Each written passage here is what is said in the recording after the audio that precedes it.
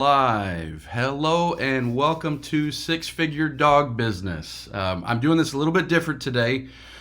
I'm doing this live for the Facebook audience, but I'm recording it at the same time on audio here. So if you're watching at home, you're going to see me look down to my notes and to my recorder over here because I'm going to also use the same podcast over on Six Figure Dog Business. On PetLifeRadio.com. So we do our show here on Facebook, and it streams on Grow Your Dog Training Business with Ty Brown. We simulcast it over on eCollar Technologies, but we've also got our podcast version that a lot of you listen to. But if you haven't, make sure to head over to PetLifeRadio.com. Click over on Six Figure Dog Business, and you're going to find I've got dozens and dozens of amazing podcasts that you can listen to on how to grow your dog training business. So I'm excited to do kind of a 2-for-1 here. Like I say, this will show up on Facebook, but it also will show up on Pet Life Radio, and so that way we can get this message out to a bunch more people. So I'm super excited about that. For the Facebook audience watching this at home, one thing I do want to point out is that because this is going to turn into a podcast later, there's a couple points where there's going to be some advertisements. So I'm going to pause, and that's where the producers later are going to put in some advertisements, and then I'll come back. So for the Facebook audience, you'll see this. For the people listening at home, on Pet Life Radio, you'll never notice it. So today I'm excited because we're going to be talking about the stack, and the stack is something I didn't invent. Somebody else did. I'll tell you who did, but I've really, I believe, kind of perfected it for the dog training industry. It's a way that you can sell a lot more and a lot higher ticket during your consultations when you're selling when you're selling to, sitting face to face or over the phone with somebody. The stack is something that's going to help you do that. So stay right with us. We're going to talk about the stack. Awesome. Okay, so let me first ask, if this ever happens to you, have you ever noticed that sometimes people don't remember what you told them? Like maybe you're sitting down in a consultation with them and you're talking about, I don't know, you're talking about your program, you're talking about everything that comes with it. It's this amount of sessions, you get this training equipment, blah, blah, blah. And they're like, and they're with you. But then later they're like, wait, how many sessions was it? And what do I get in it? They don't really remember. Does that ever frustrate you? I mean, the reality is they don't need to remember 100%, but what they do need to remember is they do need to remember, what's the word? They need to remember their feelings and how it relates to what you're offering. Otherwise, it's simply going to be a matter of they totally forgot. They're like, is this even something we wanted? They're talking to their husband, their wife, like, what was that thing again? What comes in that program? I don't even remember. So do you ever run into that sometimes people have a hard time remembering? Or do you ever run into, and I shouldn't say do you ever, because I know that you guys have, everybody has, but how often do you run into somebody saying, no, the price is too high? You sit down with them, you're talking about your program, and they're like, it sounds great, but the price is too high.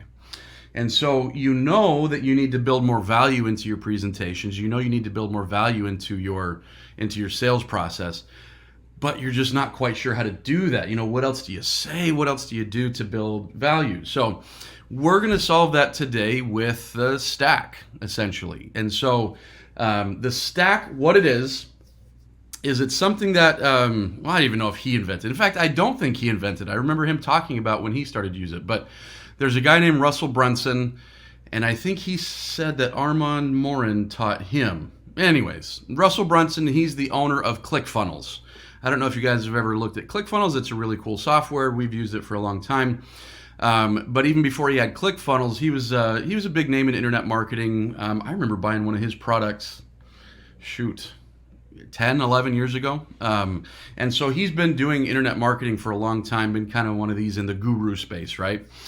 So Russell Brunson, he uses this stack when he does webinars or when he does selling from the stage. And so essentially, in a webinar, like maybe, previously before he had ClickFunnels and maybe he was selling, a product on on how to get tons of traffic to come to your website or whatever. I don't know.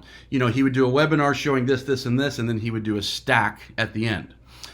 Or maybe he was on stage, at an event and talking about, giving a whole bunch of content and then trying to pitch a product. He would use a stack at the end.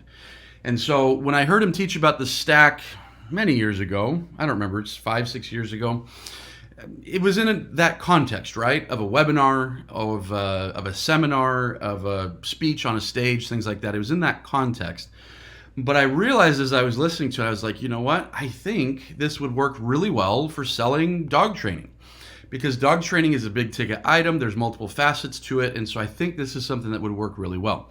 So I started playing around with this 5 or 6 years ago. I don't even remember, but it's been a while. And in that time, I've sold millions of dollars worth of training using this principle. And so I found it to be, a technique that works really well. Now, I often, when I'm talking about sales training and stuff, I often try to, not get too bogged down in like techniques, because a sales presentation should be back and forth. There should be a lot of organic, that made me sound silly, but there should be a lot of like you discovering what's going on in this and that. It shouldn't be like, let me use this technique on you or this technique on you. And so really all the stack is it's a technique for, showing the value of the amazing service or product that you have. And so it's not some slimy technique or anything like that. It just uses human psychology, much in the way that we would use dog psychology to help them understand something on a much better level. We use the same thing, to help our clients understand what our offering is. Because, and this is important, because our clients, they're awesome people, we love them, but this isn't their industry. This isn't something that they do every day. This isn't something that they're involved in. And so they don't know how to purchase dog training. It's not something that they do very often. Think about some of the bigger purchases you make. A car, a house. Now those are more expensive than dog training usually, but they're bigger purchases. Maybe a gym membership that's going to cost you, or, to Orange Theory Fitness or whatever, that's going to cost you $3,000 for a year. I don't even know how much it costs, whatever. Those are bigger purchases. They're not purchases that we make very often, so we don't necessarily know how to make them unless maybe we've made them a bunch. Like some people that have bought lots of cars over the years, maybe they've kind of got their own little system, and here's what I do. First I search this, and then I talk to this and they've got their way that works really well for them. Or people that are in the real estate industry, or people that have bought lots of homes, just because they move around a lot or whatever. Like they've probably got some ideas on how to purchase real estate. Maybe some of your clients, they're buying, they've had 7 dog trainers over the years for their different dogs over the past 30 years. Maybe they've got a system for buying dog training, but the reality is most people don't. They don't have a system for buying dog training. They don't know the best way to purchase it.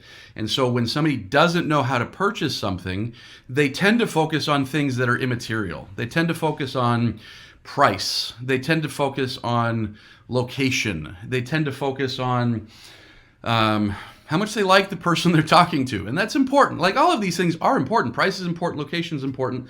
But really at the end of the day, they're trying to buy results, right? That's what they're trying to purchase.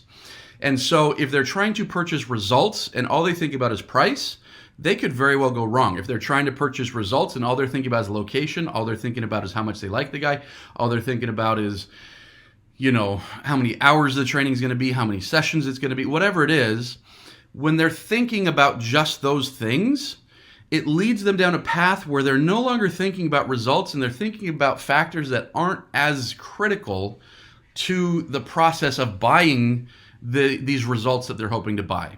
And remember that, folks, they're not trying to buy dog training.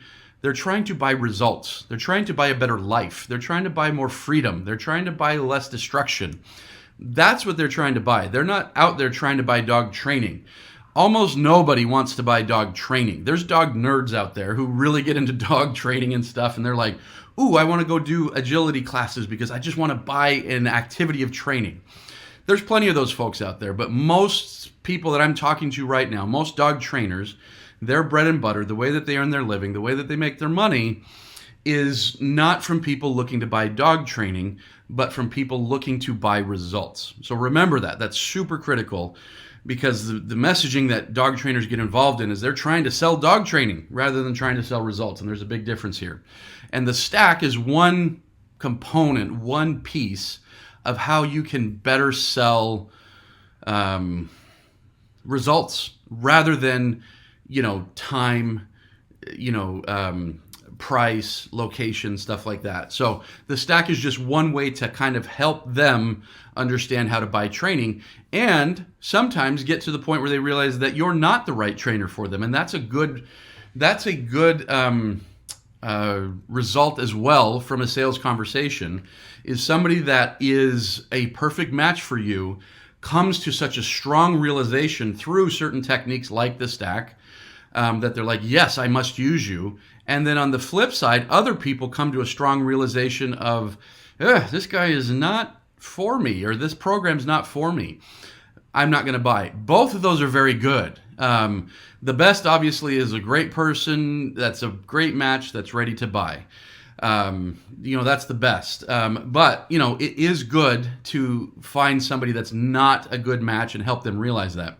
What's actually bad is somebody not a good match and using slimy manipulative techniques to get them to buy when they were never a good match. And so the stack is really good at helping with that too, at helping weed in and out the right clients versus the wrong clients, things like that.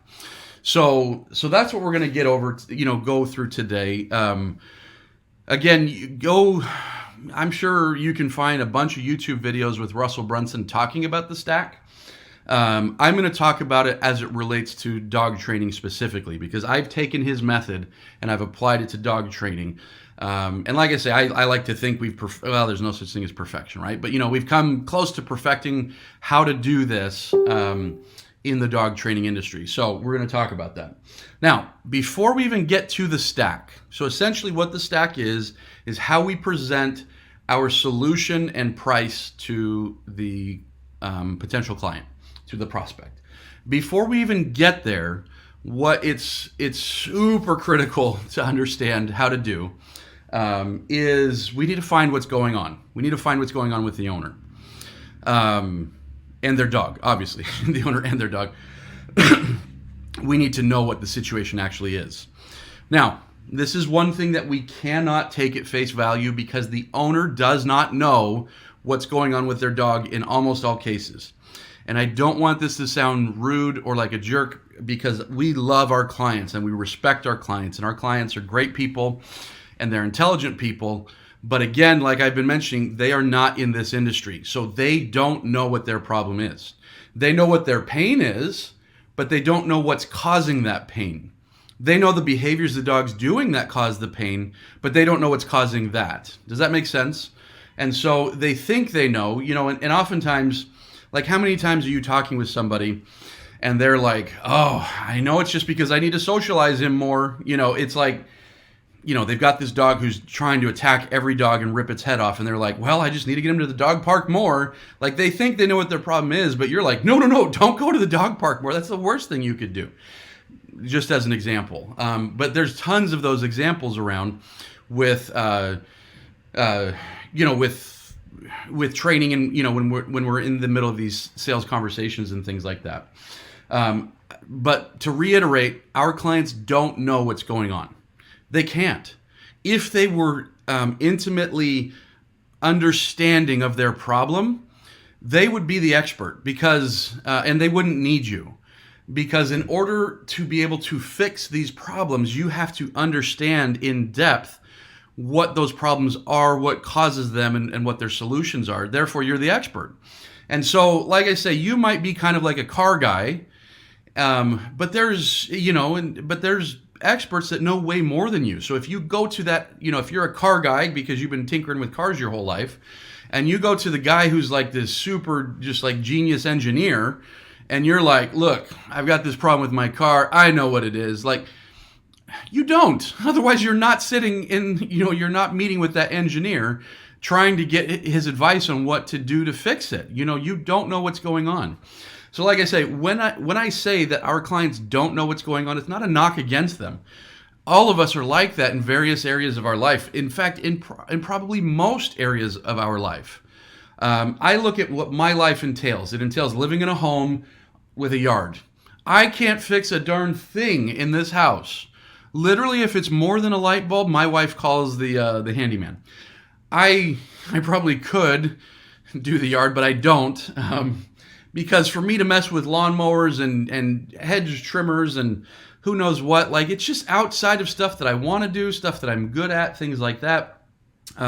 If there's problems with the water heater, the dishwasher, the whatever, there's guys that can help me with that. And some of you are saying, you lazy bum. And I'm not lazy. I work really hard, but I work hard on the areas that give me joy and give me a good return. And not necessarily just money, although money obviously is a return that we need to be concerned about.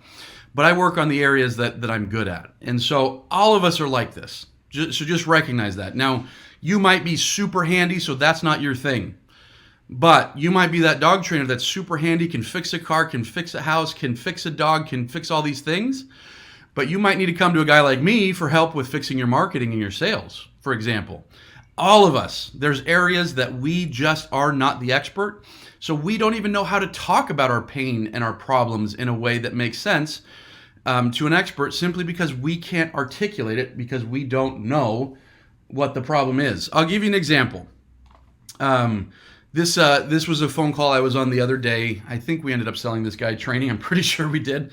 I make a lot of phone calls, and I forget. But yeah, so this guy, I do all my sales over the phone. So I'm talking to him, and it's like, all right, tell me, what's your biggest issue? What inspired you to even set this, this appointment to call, for me to call you today? Well, my dog's jumping on me. Okay. Now, I kind of wanted to just brush right past it because that's not like anybody's biggest problem, right? And I said, okay, well, I asked one follow-up, like, all right, tell me more. He's like, yeah, I go to work. I wear a suit. And so I've got to do these things to keep my dog away from me because he'll jump on me when I've got my suit. And then when I come home from work, he jumps on me and he gets my suit kind of dirty. And so I'm listening to this and I'm like, this doesn't sound like much of a problem. It is. Obviously it needs to be fixed. But we don't get a lot of people calling us because oh, that's, and I even asked more well, what else is going on with him? Well, that's really the main thing. And so I knew that I had to dig into this, right? Because I knew that something else had to be going on. Because a guy doesn't go to the, generally, and I could have been wrong, but booking a call on their calendar, answering the phone, taking time out of their day to talk about their dog when the dog's just kind of jumping up on them for about 20 seconds when they get home from work. Generally, that's not what's going on. And so, anyways, I asked what else was going on. He said nothing really. And so that's where I realized I needed to ask more specific questions. Okay, tell me about the walks. What are walks like with him? He's obviously not nuts, but okay, so he's trying to kill the dogs. Is he pulling on the leash? Oh yeah, he pulls really hard. Okay. Well, what about if he's off leash? If you're in the front yard, let's say there's no dogs around. Oh no, I couldn't take him off leash even with no dogs. He'll just tear off and run off. Okay. What about, and you asked other questions, what about when the doorbell rings? Oh, he goes crazy. He tries to bite the person coming in the door.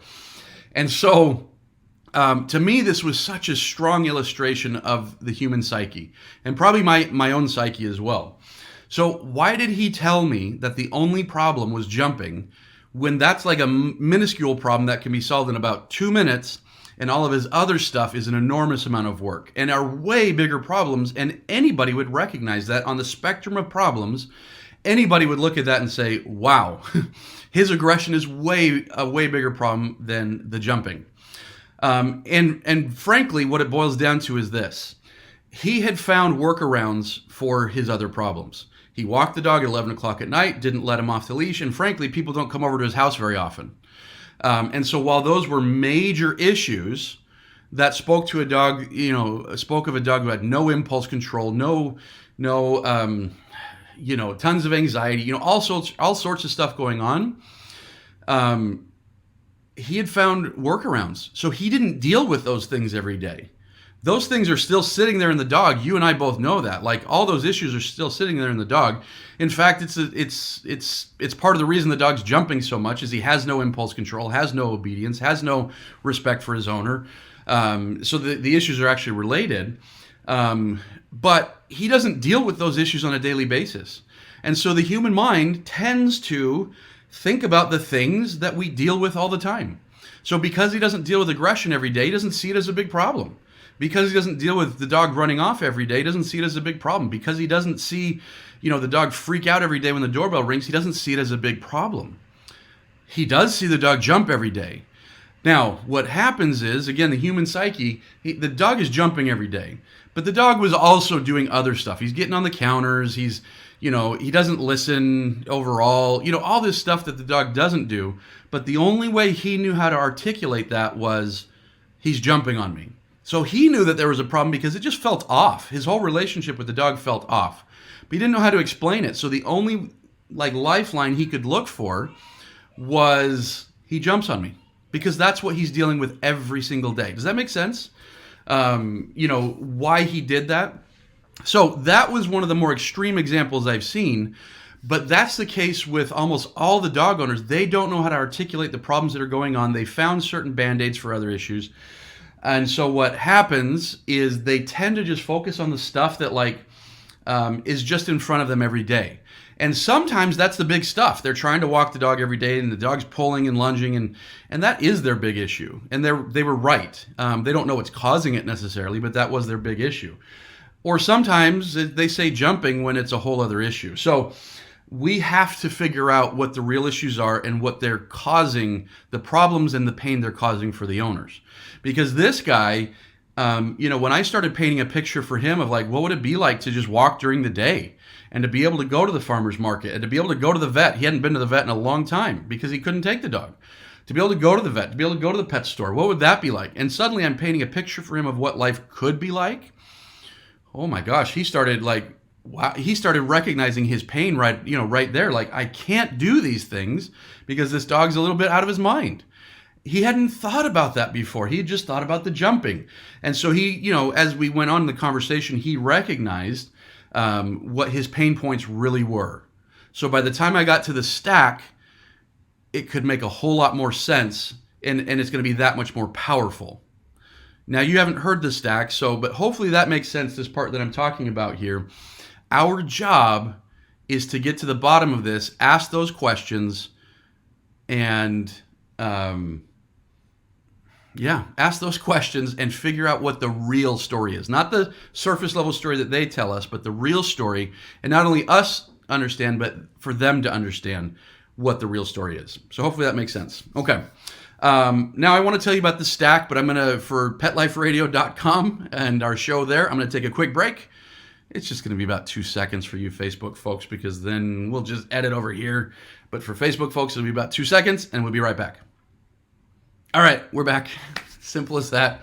So we're going to talk about the stack. Now, like I said, the stack is a way of presenting your solution in such a way that it's the most impactful and helps the client understand at the biggest level what's going on with, how your program can solve their problem. So that's the stack. Now, what I talked about previously was, that if we're going to do the stack, we've got to do a really good job of uncovering pain and problems ahead of time. And so we talked about how to ask questions and how to do that and how to really dig deeper. You want to ask questions and then questions on questions and things like that to help them come to a conclusion. Now, that conclusion needs to be emotion-based. It needs to be, what am I not able to do? What am I missing out on? What liability do I have? What danger do I have? What do these things cause me because of my dog's behavior? Now, once we've got all that and we've talked about our program, now it's time to do the stack. And so the stack, the idea here is that we take the different components of what's in our program and tell them to the client with a price. And there's there's a way to do this. And so the way that most dog trainers do it is, you're in a lot of dog trainers don't even do a really bad job of asking the questions to begin with. But let's say somebody's asked really good questions, the owner's having a good understanding of what's going on and their pain and their problems. Now the dog trainer says, okay, cool, well, here's our program. It's 4 sessions and it's this equipment and it's lifetime email support, and the cost is $1,000. That's a very typical way that you would see a dog trainer present their program. We don't want to do that way. We want to stack it. So what the stack is feature, benefit, feature, benefit, feature, benefit, feature, benefit. Stack them all up, give the price. So let me tell you how this works. So a feature and a benefit. A feature is how do I explain a feature? It's something, yeah. Like the feature of your car is that it has a 6-cylinder engine. That's a feature, right? Somebody that really knows cars might be able to extract benefit from that. They might be able to say, oh, 6 cylinders. That's powerful enough for what I want. Somebody who's not car savvy enough isn't going to be able to extract that. And so a feature of what you're doing might be you have 4 sessions. How do people extract value out of 4 sessions? They don't. They have no idea how to do that. So when you tell somebody that, hey, this program has 4 sessions, for example, they don't place any value on that period because they don't know what 4 sessions means. 4 sessions with you is different than it is from this guy, than it is from this guy, and so it means nothing. And so we want to make sure that whenever we say a feature, we qualify it with the benefit. So for example, if it was the car and we said, hey, this car has 4 cylinders, what that means is it's a smaller engine. This is great for commuting. You're going to be able to go, you told me your commute was 60 miles each way. You're going to be able to fill up your tank like once a week. This is going to be so much easier for you than this 6-cylinder over here. And so the salesman there told the feature, 4 cylinders, and then told the benefit. They're only going to have to fill up once a week. Their gas cost is going to go down. It's going to be easier. They're not going to have to be every other day at the gas station and wasting more money buying drinks and snacks while they're in the gas station, blah, blah, blah. And so, they can make that case. Or maybe the opposite is, hey, this is 8 cylinders. You told me about how you got to pull that boat. This is going to pull it with no problem. You told me how, you're in construction. You're going to be able to put everything in the back here. It totally fits. You see these cool side compartments. But yeah, the 8 cylinders, you're going to be able to do everything that you need to do. And here's what you're going to be able to do. Feature, benefit. So, for example, when I am doing a stack, I might say something like, all right, so we're going to do sessions on these weeks. Our program is 9 weeks. We're going to do a session with you on weeks 1, 3, 5, 7, and 9. So these are private sessions where we come to you, so you don't have to go anywhere, and we're going to take you through this proven system. And what's going to happen is at the end, and usually what I would do is then say on the weeks that we don't see you, 2, 4, 6, and 8, we're going to have you do some of this video home study, which is going to help you progress every single week, even the weeks that we don't see you, so that when we're at the 60 days, that issue you told me with this is going to be here. That issue you told me with this is going to be here. That issue you told me with this is going to be here. So what I'm doing is I'm giving the feature, and the benefits are tied right back into what they told me. So they told me they had problems with jumping, chewing, leash pulling, whatever. Well, these sessions are going to do this. This home study is going to do this. Here's what, so I told one feature, gave the benefit, told the second feature, gave the benefit. We're also going to give you all the training equipment you need. So you remember how we talked about these training collars earlier and blah, blah, blah. Those come included. So you don't have to go out and get them. And they're going to allow us to have the leverage that we need and blah, blah, blah, and so feature, benefit. And then the last, in our case, the last thing might be like group sessions. Then you're going to get access to these lifetime group sessions. So, at the 60 days, your dog's going to be here, but you're going to need some practice. So you're going to come out to this group session, and it's going to help you practice, and your handling skills are going to get better. And you're going to start to feel comfortable wanting to go to that farmer's market that you wanted to go to because of these group sessions. And because of these group sessions, you're going to be able to go to the vet's office, and your dog's going to be fine around other dogs and stuff like that. So on every feature that comes inside of the program, I don't just want to say feature, feature, feature, feature, price. I want to do feature, benefit, feature, benefit, feature, benefit, feature, benefit. And then I want to stack them up. Because here's the way, and this is something that, Russell Brunson taught me. And because I've done this I've done this thousands of times now over the past several years. Because I've done this thousands of times, I can promise you this is true. That the way that the human mind works is it tends to associate the thing it just heard with the next thing, with the next thing, with the next thing. So that's just how the mind works. And so if you say feature, benefit, feature, benefit, feature, benefit, feature, benefit, and maybe your last thing is group sessions like ours, and then your price is X, the mind will tend to put those last two things together, right? And so humans aren't dumb, but we tend to sequentially, just put one, associate the next thing with the next thing with the next thing. And so subconsciously, the mind could very well hear the price, attach it to the last thing they heard, and be like, that's a lot for that. And so what you want to do is you want to stack it up. And so feature, benefit, feature, benefit, feature, benefit, feature, benefit. And then, I say something like, so just to recap, you're going to get this, which helps with this, and this, which helps with this, and this, and so I just say them again. I just told them what they were over about the course of 3-4 minutes. And then I just recap by saying it again. So in one fell swoop, I go through all the feature benefits really quick, and then I give the price. And in doing so, it allows them to much more easily associate their problem with your solution. Rather than if you go feature, feature, feature, price, they're associating your price with your features. And people don't buy based on features. People don't buy because it's 4 cylinders or 8 cylinders. They buy because what 4 cylinders will do for them or what 8 cylinders will do for them. That's why they buy. They're not buying because of the feature. They're buying because of the benefit. And that's the case with everything. People don't buy the hamburger because it's locally sourced organic. They buy because that makes them feel good. That's the benefit. And you go through anything that you might buy, the feature, people will justify their decisions based on features, but they'll really make the purchase based on the benefits. And the benefits are always very emotion driven. So that's something that you need to remember. So anyways, that's it. That's the stack.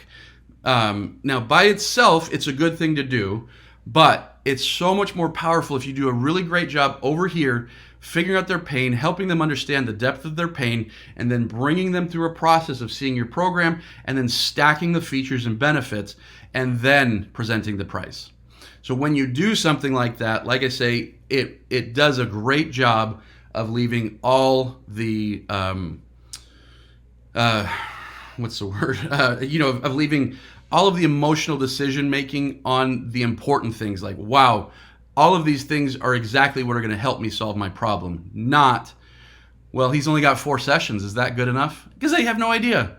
Or it's only a 2-week board and train. Is that good enough? They have no idea. They don't know if 2 weeks is better than 3 or 1 or whatever.